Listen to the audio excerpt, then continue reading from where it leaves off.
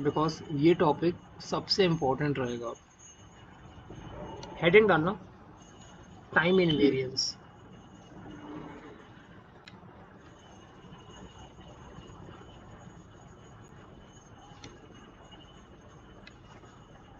Heading क्या है?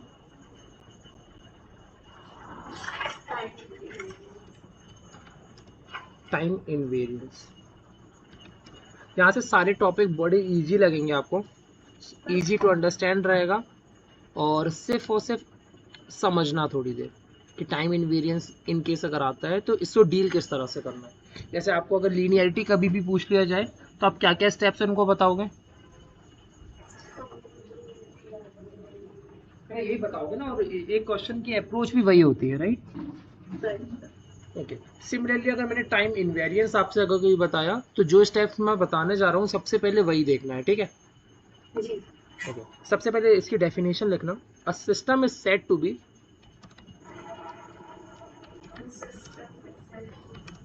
A system is said to be time invariant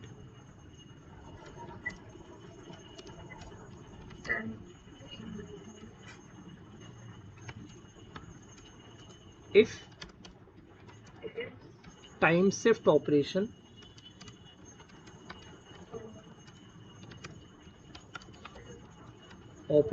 is not having any effect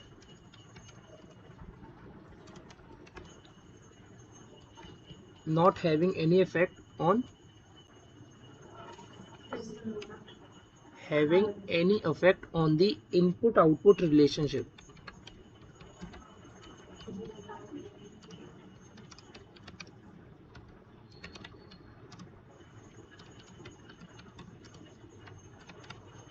Otherwise system is said to be time variant.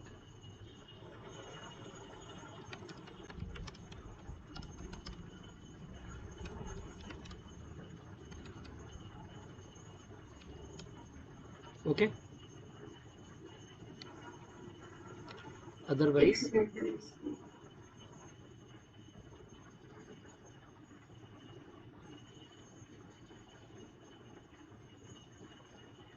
a system is said to be time invariant if the time shift operation, which is very important, time shift operation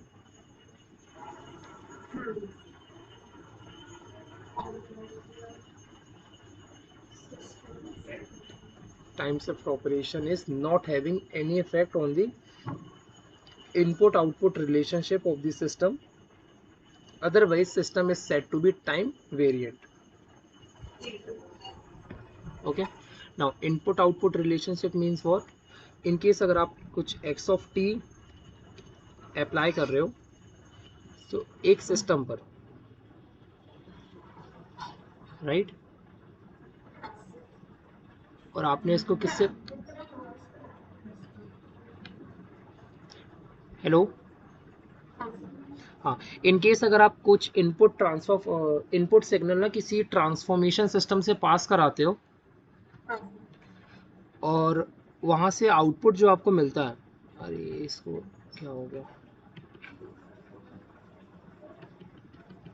like here if you are getting some different some output on it, so this particular output is the time variant or time invariant. आपको ये check करना है, ठीक है? आपने यहाँ से कुछ इनपुट पास किया ट्रांसफॉर्मेशन सिस्टम्स के बाद, कुछ इसके अंदर जो भी फंक्शनैलिटी होगी, उसके बाद जो मुझे आउटपुट जनरेट होगा, जो आउटपुट मुझे जनरेट होकर आ रहा है वो टाइम पे डिपेंड है कि नहीं है, वो भी अपन आगे चेक करेंगे। जो रिजल्टेंट मुझे मिलने वाला है वो बताएगा कि टाइम इनवेरियंस फंक्शन है कि नहीं। ओके, प्रोसीजर देखते हैं किस तरह से अप्लाई होगा।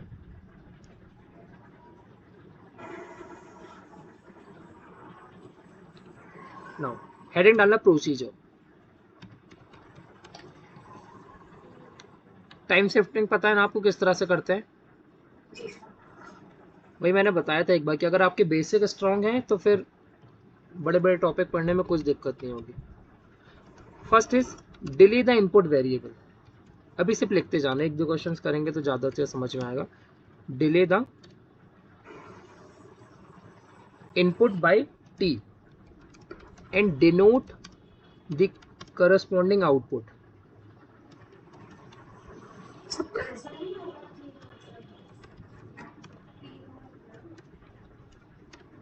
Corresponding output, यहाँ पे जो आप लिखोगे वो T कॉमा कैपिटल T होगा. ओके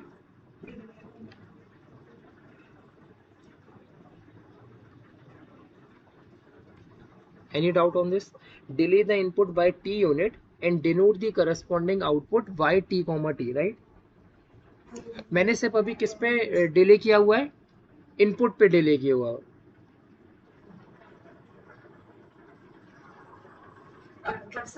अभी मैंने ये जो T यूनिट का डिले करवाया है ना, वो सिर्फ एक इनपुट पे करवाया है, ठीक है? Now next point is delay the output by T unit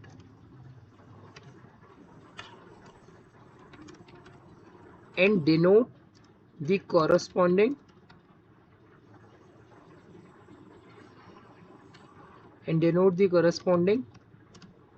value as y T minus T. Note करना.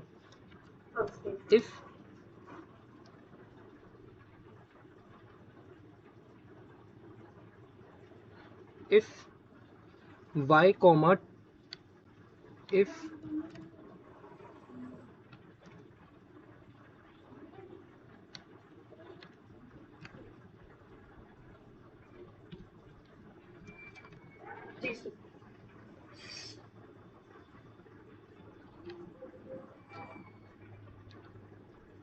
if yt comma t is equals to yt minus t, इसको हाईलाइट कर लेना, ठीक है?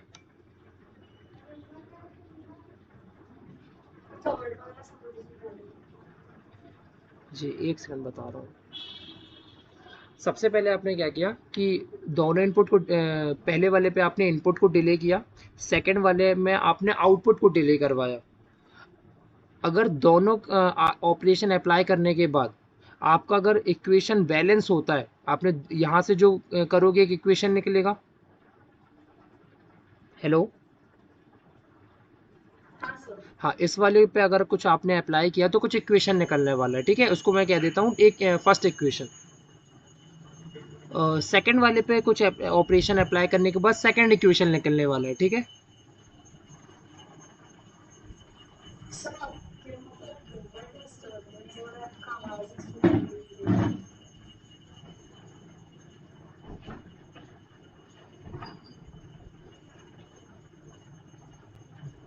हेलो, अभी आ रहा है क्या? सबसे पहले आपको क्या करना है, फर्स्ट वाले पे टी यूनिट का ना वो करना है, डिले करवाना है इनपुट वेरिएबल पे. वो किस तरह से करेंगे अभी डिले, वो अभी अपन आगे देखने वाले हैं.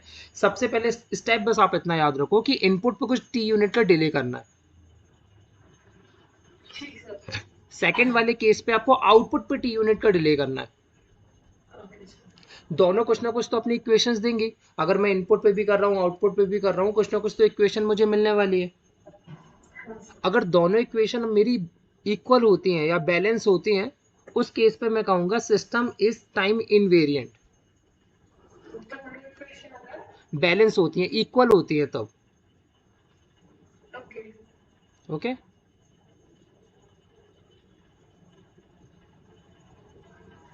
इस केस में मैं क्या कहूँगा, सिस्टम इज टाइम इनवेरिएंट,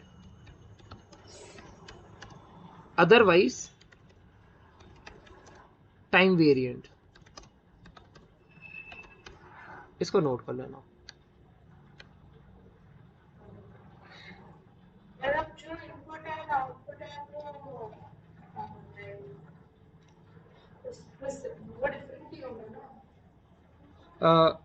वो अभी आपको पता चलेगा ना, एक क्वेश्चन आप देखोगे ना तो ज़्यादा इजी होगा. अभी क्योंकि वाई टी कॉमा टी और टी माइनस टी पे थोड़ा सा प्रॉब्लम हो रहा होगा देखने में. अभी जब आप देखोगे ना किस तरह से मैं बोल रहा हूँ तो फिर समझ में आएगा, ठीक है? अभी आप नोट कर लो, पहला क्वेश्चन आप देखना तो समझ में आता है।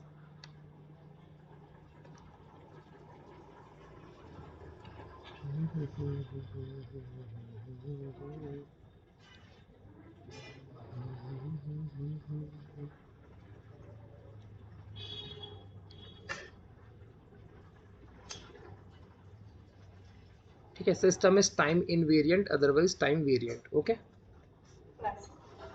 और पहला क्वेश्चन करते हैं, फिर उसके बाद अपन इसके आगे की एप्लीकेशंस देखेंगे। फर्स्ट क्वेश्चन लिखना, check the following system for time invariance.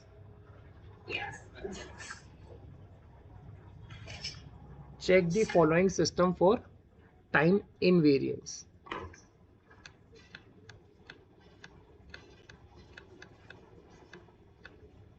Y of t is equals to twice of x of t, right? ये मैंने एक क्वेश्चन दिया हुआ आपको, तो राइट कैसे होगा? ये क्वेश्चन है, मैं आपसे जानना चाहता हूँ कि ये टाइम इनवेरिएंट होगा कि नहीं। चलिए पहला क्वेश्चन मैं करवा देता हूँ, आगे के क्वेश्चन फिर आप बताइएगा, ठीक है। प्रोसीजर 1 पे स्टेप नंबर 1 क्या लिखा हुआ है? Delay the input by T unit and denote the corresponding output by Y T comma T. मैं अभी इस पर्टिकुलर क्वेश्चन पे ना मुझे टी यूनिट का डिले लगाना है, वो सिर्फ इनपुट पे लगेगा। ओके, और आउटपुट को किस तरह से डिनोट करना है? T comma T, right. सिर्फ इनपुट पे लगाने का मतलब ये होता है कि इसके साथ अगर कुछ और भी टी वी प्रेजेंट होते हैं ना, तो उन पे मैं नहीं लगा सकता हूँ। ओके, इसको आप इक्वेशन नंबर 1 कह सकते हो। Now step number 2 is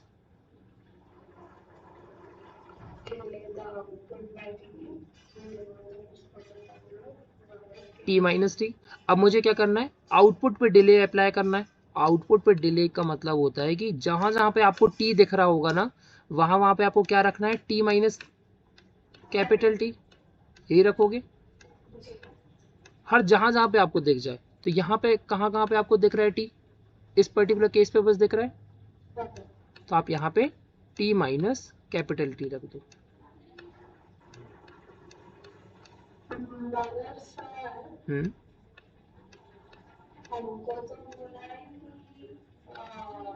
Delay the output by t unit and denote the corresponding value as y t minus t, यही बोला ना।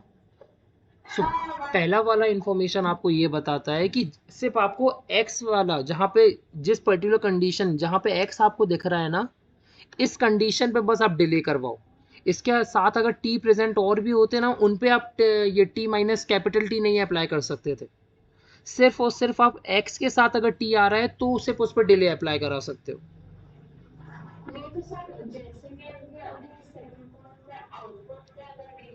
हाँ, टी माइनस टी, जी हाँ, गुड क्वेश्चन, गुड क्वेश्चन। मैंने इनपुट पे टी माइनस टी, इसका ये output पे टी माइनस टी का मतलब ये होता है इस बार मैं क्या कर रहा हूँ, कोई शिफ्टिंग अप्लाई नहीं कर रहा हूँ। इस बार मैं डायरेक्टली टी की पोजीशन पे टी माइनस कैपिटल टी रख रहा हूँ। सिर्फ मैं, मुझे जहां जहां पे टी दिखेगा मैं वहां वहां पे टी माइनस टी रख दूंगा। मेरा इंटेंशन नहीं है कि मैं इस इनपुट वाले फंक्शन को डिले करा रहा हूँ। मुझे जहां जहां पे टी दिखेगा ना, वहां वहां पे मैं आंख बंद करके टी माइनस कैपिटल टी रख दूंगा। इसका मतलब ये हुआ, आउटपुट पे अगर टी माइनस टी, मैं ये इस पर्टिकुलर वैल्यू पे अगर टी माइनस टी रख रहा हूँ, सिर्फ इसका मतलब ये होता है कि इस टी की जगह पे मैं अब ये रखना चाहता हूँ। तो पूरा एंटायर फंक्शन चाहे जितना भी बड़ा हो, जहां जहां पे मुझे टी दिखेगा मैं वहां वहां पे टी माइनस टी रख दूंगा। लेकिन फर्स्ट वाला केस मुझसे ये बोलता है कि सिर्फ इनपुट फंक्शन पर डिले कराओ। इसके साथ अगर ये टी रखा होता ना, तो मैं इस पे टी माइनस टी अप्लाई नहीं कर पाता। लेकिन इस वाले केस पे अगर टी रखा होता यहाँ पे, तो मैं उसकी जगह पे टी माइनस, ये ऐसा लिखना पड़ता मुझे completely, T minus capital T then X of T minus T. जहां जहां पे आपको टी दिख रहे होते हर जगह पे आपको रखने पड़ते हो, लाइक दिस। अभी समझ में आया? एक दो क्वेश्चन करोगे तो क्लियर होगा। अभी पहला क्वेश्चन थोड़ा इजी है, इसलिए सारे डाउट एक बार में क्लियर नहीं हो पा रहे होंगे।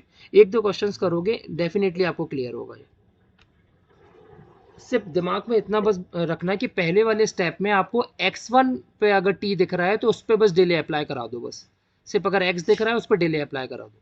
पहला स्टेप सिर्फ इतना बोलता है। सेकंड स्टेप पे आपको जहां जहां पे t दिख रहा है वहां वहां पे डिले अप्लाई करा दो। यहाँ पे भी t दिखे, वहां पे भी t दिखे, e की पावर पे t दिखे, z की पावर पे t दिखे, जहां जहां पे t दिखे सब जगह t माइनस टी कर दो आप। इसके बाद इन दोनों इक्वेशन को कंपेयर कराना है आपस में। दोनों इक्वेशन अगर सेम आती हैं तो टाइम इनवेरिएंट होगा, और अगर सेम नहीं आती हैं देन टाइम वेरिएंट हो जाएगा।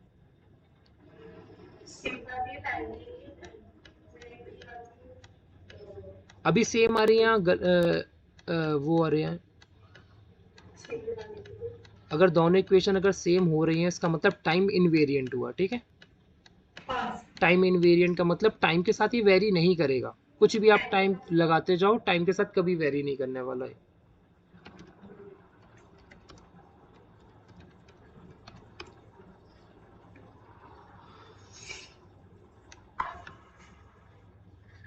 Any doubt on this?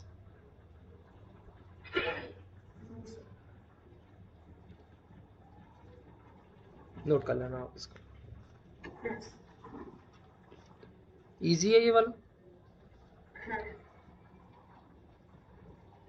एक अब आप ट्राई करोगे? चलिए बताइए।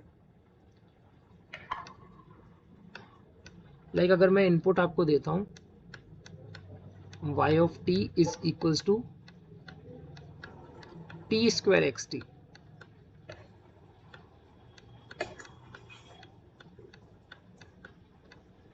बताइए ये टाइम वेरिएंट होगा या इनवेरिएंट?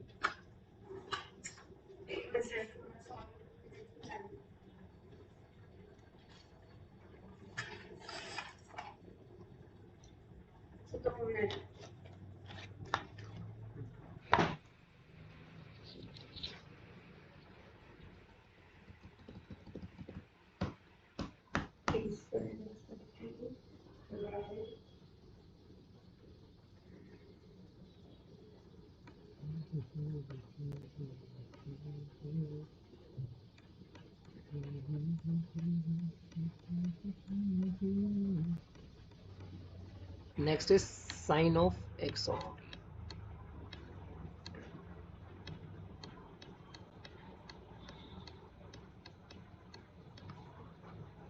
कुछ आंसर आया?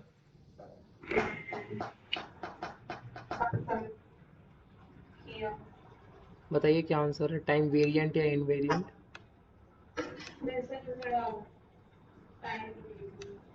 Time invariant. दोनों बराबर आ रहे हैं या नहीं आ रहे हैं बराबर? नहीं आना चाहिए वैसे तो। चल बताता हूँ।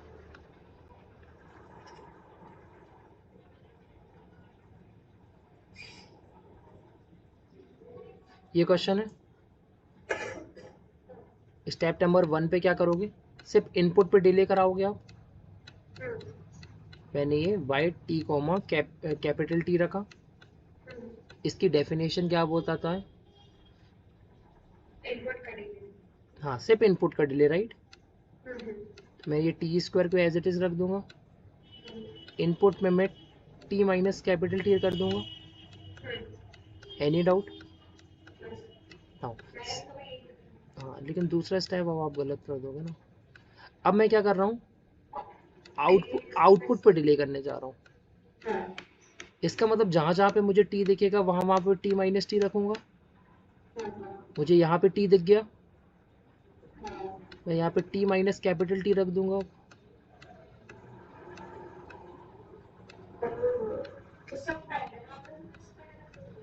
पहले वाले पे क्योंकि 2 रखा हुआ था, वहां पे टी था ही नहीं। ये देखो पहले वाले पे 2 था ना। हाँ हाँ, यही तो मैं बता रहा हूँ। इस वाले केस पे आपको सिर्फ इनपुट पे करना है। ये इनपुट थोड़ी ना है, इनपुट तो एक्स होता है ना बस। ये देखो ये एक्स, जहां जहां पे आपको x दिख जाएगा सिर्फ उसके वही बस एक इनपुट होता है। जो आपको आउटपुट जनरेट करके देगा वो है आपका twice of X of T, वो है आपका T square x of T. ये मतलब एक टाइप का फिल्टर हो गया। मैंने आपको बताया था ना एक्स ऑफ टी पे अगर डिफरेंशिएशन अप्लाई कराते हो आप तो आपको आउटपुट में D by of X of T मिल जाता है। इसका मतलब हाँ जी हाँ। तो यहाँ पे ये जो टू है एक फिल्टर के जैसा है। इसका मतलब ये होता है कि फिल्टर ने आपके इनपुट को डबल कर दिया। इसका मतलब होता है कि फिल्टर ने आपके इनपुट को टी स्क्वायर यूनिट से मल्टीप्लाई करा दिया। ठीक है। अब यूजर्स पूछना चाहते हैं कि आपने इनपुट और आउटपुट के बीच में जो फिल्टर लगाया हुआ है वो टाइम के साथ वेरिएंट होगा या नहीं होगा। उसको चेक करने के लिए प्रोसीजर है कि आपने टी कॉमा टी रखा, इसका मतलब एक्स पे बस चेंज कराओ आप, कोई फिल्टर पे चेंज मत कराओ। तो मैंने एक्स पे टी माइनस टी रख दिया। जी हाँ। सेकंड केस पे आपको एंटायर आउटपुट पे टी माइनस टी रखना है। तो जहां जहां पे टी दिखेगा वहां वहां पे टी माइनस टी रख दो आप। फिर दोनों को कंपेयर करो। कंपेयर कराने पे अगर सेम आ रहा है तो टाइम इनवेरिएंट होगा, और अगर सेम नहीं आ रहा है तो टाइम वेरिएंट हो जाएगा।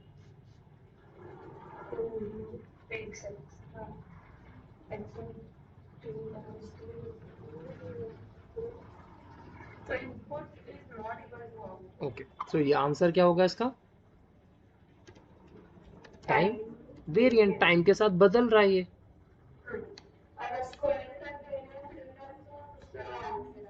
जी, दोनों अलग ही आंसर आ रहे हैं ना।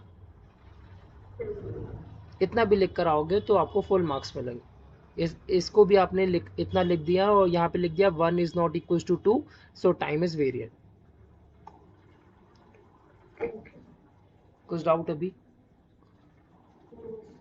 मुझे मेरे हिसाब से तो अंडरस्टैंडिंग सिर्फ इतनी समझ में आती है कि जब जब आपका साइन या कुछ भी फंक्शन जब एक्स्ट्रा टी नहीं लेता एक्स ऑफ टी के अलावा, तब तब आपको क्या मिलेगा? टाइम इनवेरिएंट मिल जाएगा। Whenever your entire function not containing any t,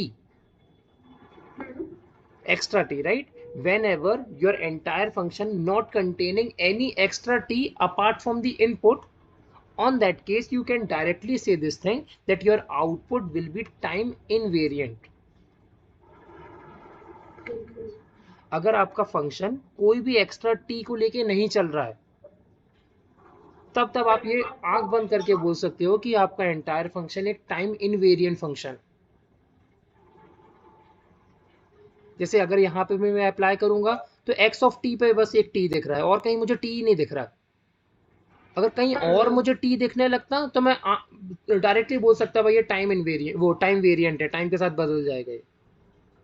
लेकिन सिर्फ एक्स के साथ बस टी दिख रहा है। जी हाँ, ठीक है। जी हाँ, ये दोनों क्वेश्चन पे आप बिना सॉल्व करे बता सकते हो ये टाइम वेरिएंट होंगे या इनवेरिएंट? टाइम इनवेरिएंट ही होंगे ना। आप कैसे बता सकते हो ये? क्योंकि डायरेक्टली आप बोलो कि इनपुट के अलावा कहीं और टी प्रेजेंट ही नहीं है सर, है ना। इनपुट के अलावा कुछ और टी प्रेजेंट होता तो मैं उसमें कमेंट कर देता। ओके, इसका बताओगे बिना सॉल्व करे बताना मुझे। हाँ, y of t is equals to X square of T, ये टाइम वेरिएंट या इनवेरिएंट?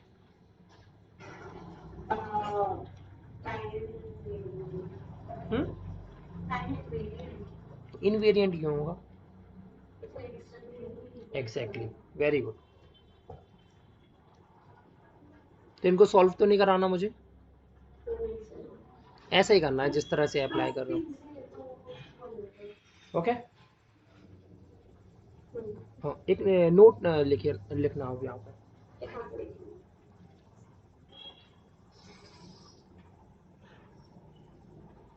लिखना time scaling operation, scaling operation time scaling operation is time variant is time variant when scaling factor not equal to 1. बस यही एक कमी है पूरे time वेरिएंसी पर.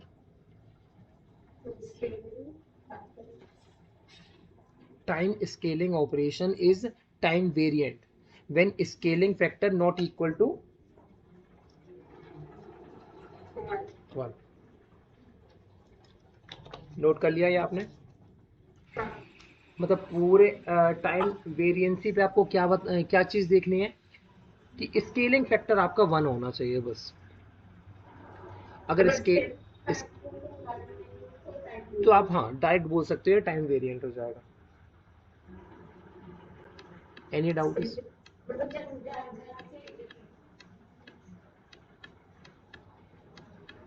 लाइक यहाँ स्केलिंग पे? हाँ या वेरी गुड.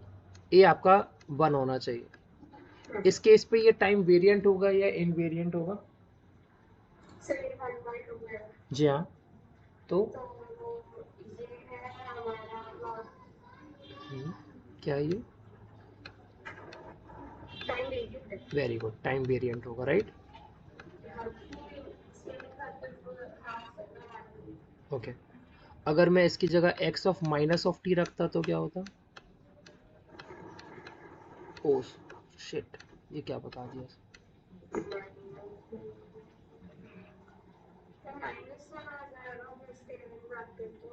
तो कितना आंसर होगा? Very good. कॉन्फिडेंट रहो ना. बढ़िया. हाँ सर, आपने 1 बस बोला था. -1 पे फिर -1 पे मैं तो गारंटी यही बताऊंगी कि ये टाइम वेरिएंट ही होगा. आपने मुझे ऐसा कुछ नया लॉजिक तो नहीं बताया. आगे चले.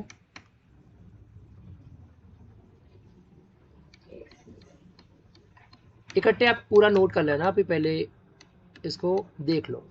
2 पॉइंट और बचे हैं, फिर आप इकट्ठा पूरा नोट करना. लाइक अगर मैं differentiation of x of T रखता हूं तो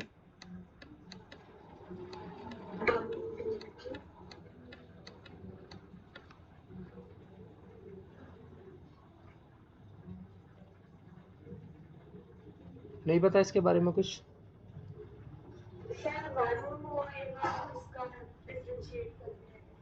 नहीं, देखो अभी स्केलिंग फैक्टर लगा है क्या इसमें कुछ?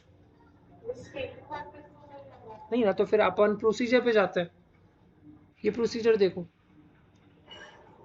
एक्स्ट्रा टी है क्या? कहाँ दिख रहा है?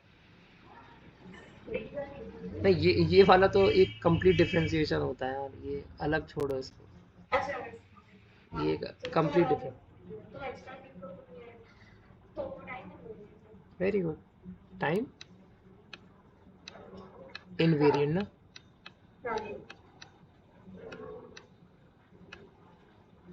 ओके.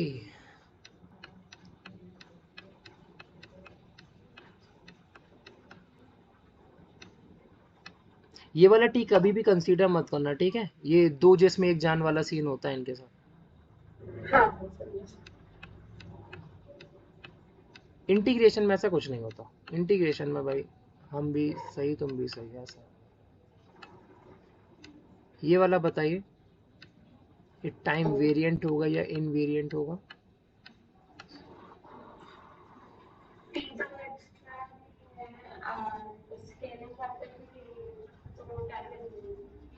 Time invariant. राइट.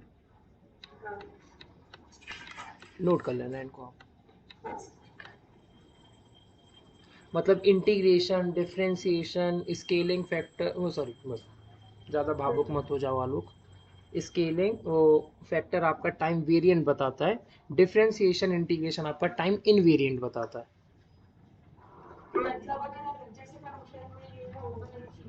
जी हाँ.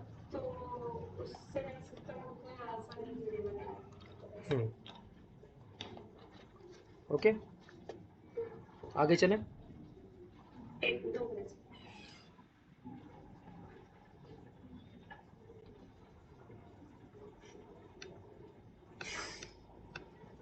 This one is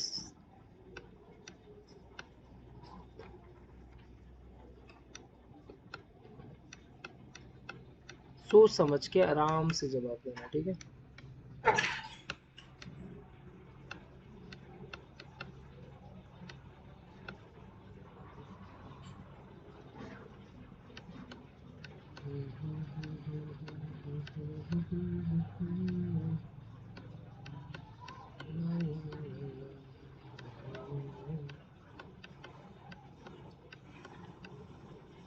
dy of t 4 of y of t x of t। ऐसे क्वेश्चन वो एग्जाम पे पूछते हैं डायरेक्ट। ये आप मुझे बताओ, ये टाइम वेरिएंट होगा या इनवेरिएंट होगा?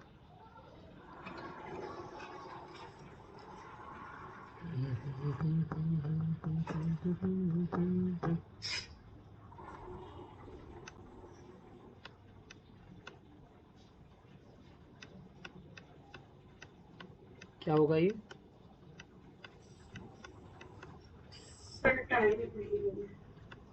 नोट कर लेना।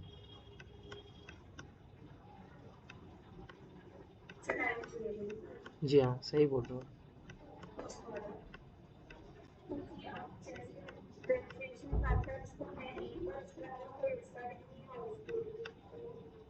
Very good.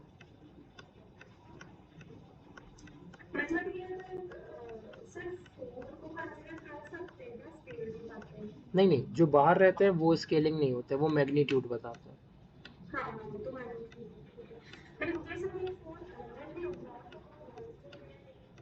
क्यों? हाँ, 4 अगर अंदर होता, यहाँ पे अगर होता तो स्केलिंग फैक्टर आपका नॉट इक्वल हो गया, उस केस पे आप उसको क्या बता देते हैं? वो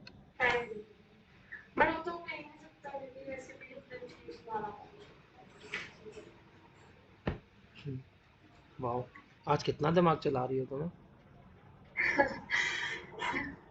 रोज जाया करो तुम घूमने।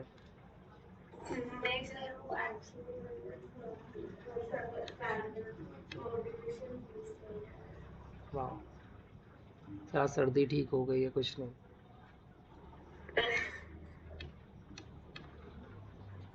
इस क्वेश्चन पे क्या होगा?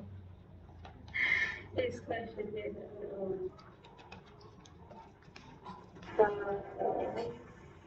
सर टाइम वेरिएंट है। हाँ, सही चल रहा था फ्लो अच्छा खासा, क्यों खराब कर दिया? क्यों सर? डिफरेंशिएशन तो है बट सेकंड वाले टर्म में एक्स्ट्रा क्लियर। अच्छा अच्छा, सॉरी सॉरी, दिखा नहीं यार मुझे। Very good. It means just because of this extra t, you can say directly this is time।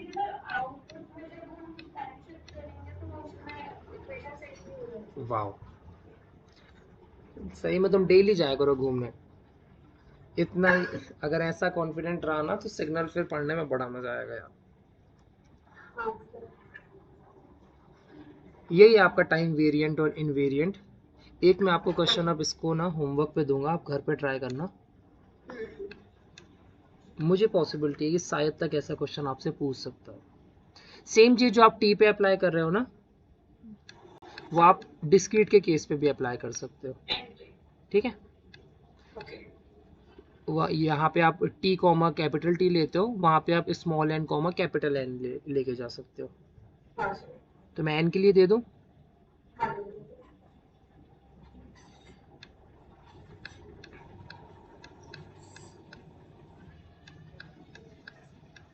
देखो मैं होमवर्क में दे रहा हूँ, क्वेश्चन इजी नहीं होगा, तो बिल्कुल ना आंख बंद करके ऐसा नहीं सोचना है सर अब तो छप्पड़ फाड़ के क्वेश्चन करेंगे।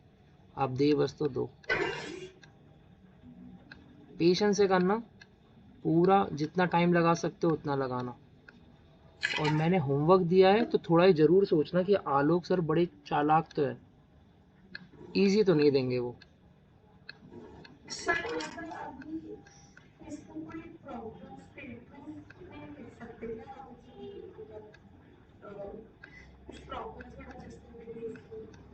किस पर?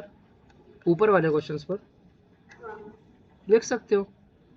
वही हर एक स्टेप को वैसे प्रूव करके बता दो। एक बार टी कॉमा टी अप्लाई करो, फिर एक बार टी माइनस टी अप्लाई करो, दोनों इक्वल अगर आ जाते हैं तो टाइम इनवेरिएंट होगा, और अगर इक्वल नहीं आते हैं तो टाइम वेरिएंट हो जाएगा। Extra T. ठीक है, ये आपके पास ना 3 क्वेश्चन है।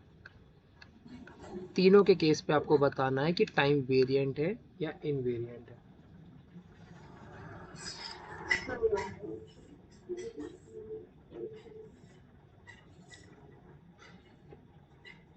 ओके,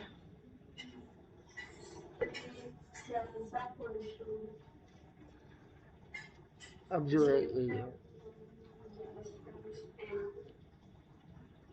एक बार आपको जी ऑफ एन की जगह पे 1 रखना है, एक बार फिर एन रखना पड़ेगा, और फिर एक बार 1 plus minus 1 to the power N रखना पड़ेगा। किस टर्म पर? सब जगह रखना है। देखो पहले वाले यहाँ पे अगर जब 1 रखोगे तो सेकंड वाले पे भी 1 ही आ जाएगा ना, क्योंकि एन पे तो डिपेंड है नहीं है। तो ये भी 1 हो जाएगा, ये भी 1 हो जाएगा। देखो ये आपका पहला क्वेश्चन हुआ, ये एंटायर फंक्शन है, और जब जी ऑफ एन आप पहली बार अप्लाई करने जाओगे तो हर जहां जहां पे आपको जी ऑफ एन दिखेगा वहां वहां पे आप 1 रख दोगे। अब यहाँ पे आप क्या कर रहे हो, एक बार ना टाइम की शिफ्टिंग कराई है आपने बस। तो अगर एक जगह पे मैग्नीट्यूड आपको 1 मिल रहा है तो दूसरी जगह पे भी 1 ही मिलेगा ना। आपने टाइम की शिफ्टिंग की हुई है, एम्पलीट्यूड की थोड़ी ना शिफ्टिंग की हुई है। तो जी ऑफ एन जो 1 होगा वही जी ऑफ एन माइनस 1 भी 1 ही देगा। ठीक है, any doubt on this? Second case पे आपको एन पे डिपेंड है भाई। अगर मैं 1 रख रहा हूं तो 1 मिलेगा, 2 रख रहा हूं तो 2 मिलेगा, 3 रख रहा हूं तो 3 मिलेगा, 4 रख रहा हूं तो 4 मिलेगा। ऐसा टाइम पे वो मतलब एन पे डिपेंड हो रहा है वो चीज। अच्छा सर, तो ऑप्शन के अंदर नोट कर जी हाँ, लीजिए। ठीक है, एक बार इसको ट्राई करना घर पर, जो फिर आउटपुट आता है मुझे फिर बताना। हाँ।